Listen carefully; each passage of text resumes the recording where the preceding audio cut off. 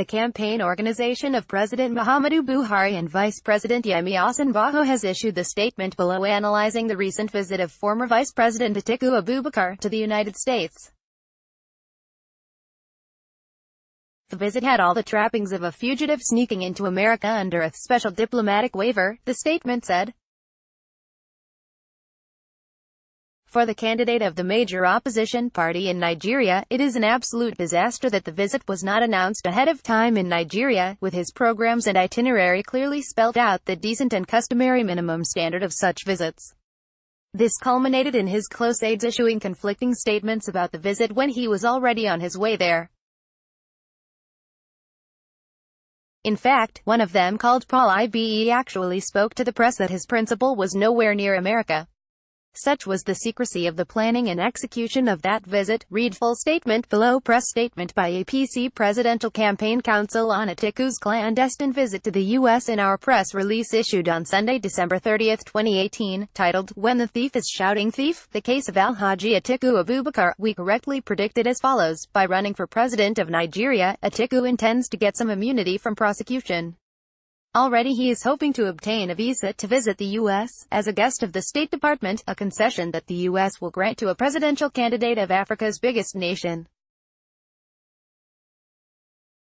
Therefore, we were not surprised by his visit to the U.S. For us, this visit is really a non-event considering the issues involved in the forthcoming election.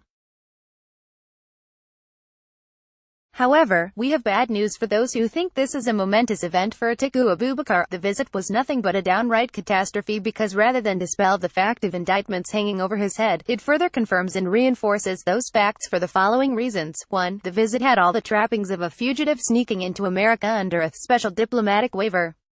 For the candidate of the major opposition party in Nigeria, it is an absolute disaster that the visit was not announced ahead of time in Nigeria, with his programs and itinerary clearly spelled out, the decent and customary minimum standard of such visits.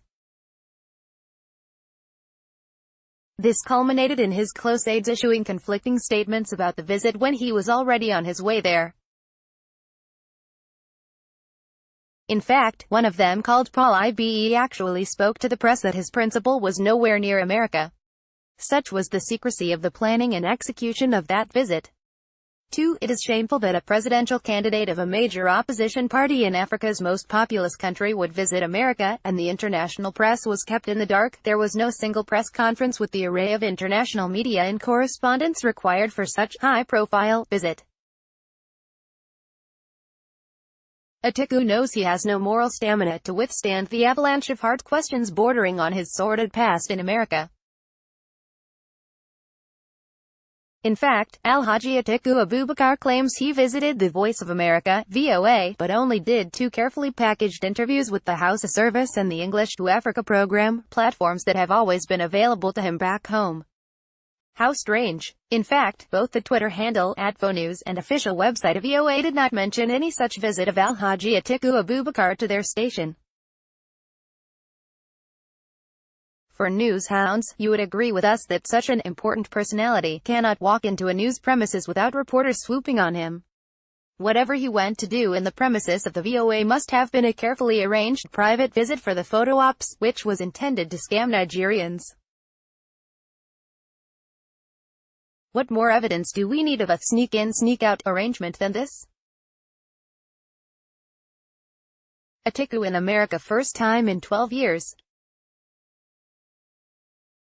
Photo credit, Facebook page of Paul Ibe. 3. For a candidate who claims he wants to get Nigeria working again, a meaningless phrase, to sneak into America without meeting major players in private businesses is a curiosity and an indication that we are dealing with a candidate with a dodgy and questionable character. He claims he went to the U.S. Chamber of Commerce, which is supposed to be a business federation. Again, the Twitter handle @US Chamber and the website of the organization make no mention of the visit of such an important personality to them. Maybe their famous American lobbyist on a salary of $9 million per month can help them do something about this after this press statement.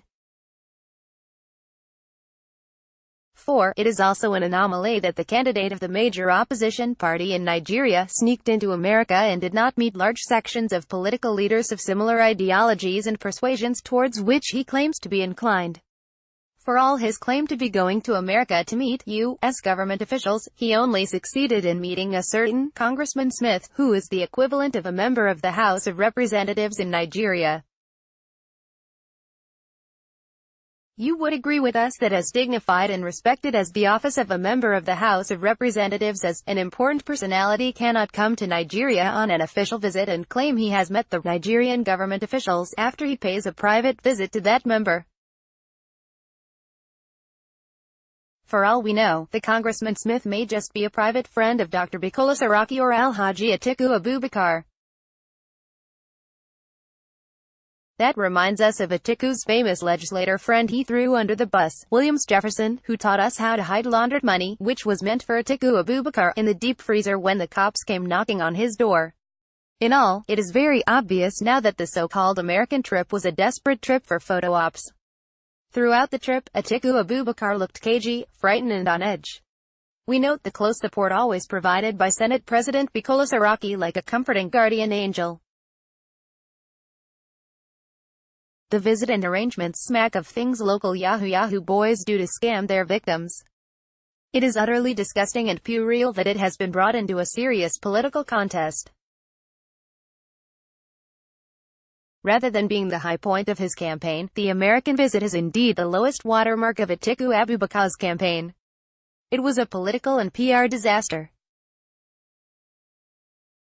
The statements he released from there only to the Nigerian press back home that he intends to alienate other countries and do business with the U.S. is actually the antithesis to our policy of non-alignment. For the information of Alhaji Atiku Abubakar and his handlers, Nigerians know that Nigeria is already working again for everyone and not for a few. As confirmed by him in a town hall meeting a few days before his disastrous trip to the U.S., he said he wants to get Nigeria working again, only for few of his friends who he claims he wants to make rich.